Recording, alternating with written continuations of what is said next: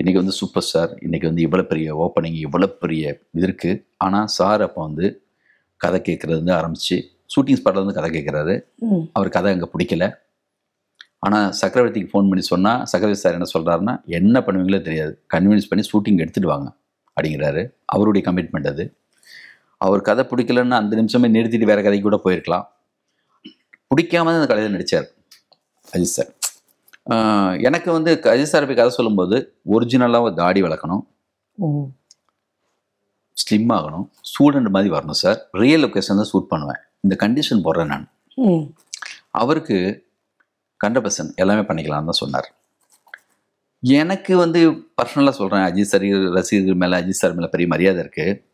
நான் அவங்க ரசிகர்களை வந்து திட்ட கூட செய்யலாம், இருந்தாலும் நான் ஒன்று சொல்கிறேன், எனக்கு அஜித் சாரோட படம் பண்ணுறதுக்கு அந்த நேரத்தில் விருப்பம் இல்லை. அந்த கதையை, அவர் பெரிய ஹீரோ தான், அந்த கதைக்கு ஒரு அந்த நேரத்தில் ஒரு யூத்தாக ஒரு பையன் வேணும். ஸ்டூடெண்ட்னா ஸ்டூடெண்ட் மாதிரி இருக்கணும், அந்த மாதிரி ஒருத்தர் வேணும். இல்லை அவர் மாறி வரணும். அவரோட நான் படம் பண்ணுறேங்கிறது வெளியிலேருந்து பார்க்குறவங்களுக்கு மிகப்பெரிய பப்பு. ஏய், அவங்க ஆனந்தம் பண்ணாரா, ரன்னு பண்ணாரா, அஜித் சாரோட பண்ணுறாரா, ஜீன் டைட்டில்ரா, என்னம்மா இருந்துச்சு ஓப்பனிங்.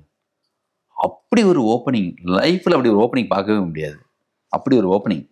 ஆனால் எனக்கு பர்சனலாக வந்து என்னென்னா, நான் நினச்ச மாதிரி இல்லை. ஒட்டு தாடி வச்சுட்டு அந்த காலையில் ஷூட்டிங் ஸ்பாட்டில் கேமரா வழியாக பார்க்கும்போது எனக்கு கண்ணீரே வந்துடும். ஐயோ, நம்ம நினச்சது மிஸ் ஆகுது. அப்போவே உங்களுக்கு தெரிஞ்சிருச்சு? நல்லா தெரிஞ்சிச்சு. நான் தான் பல பேட்டியில் சொல்லியிருக்கேனே, இந்த ஃபிலிம் மட்டும் சுனாமிலேயோ மிகப்பெரிய ஒரு நிலநடுக்கத்திலேயோ எல்லாம் காணா போயிடக்கூடாதா. ப்ராமிஸ் எனக்கு தெரியும், இந்த படம் ஓட போகிறதில்ல.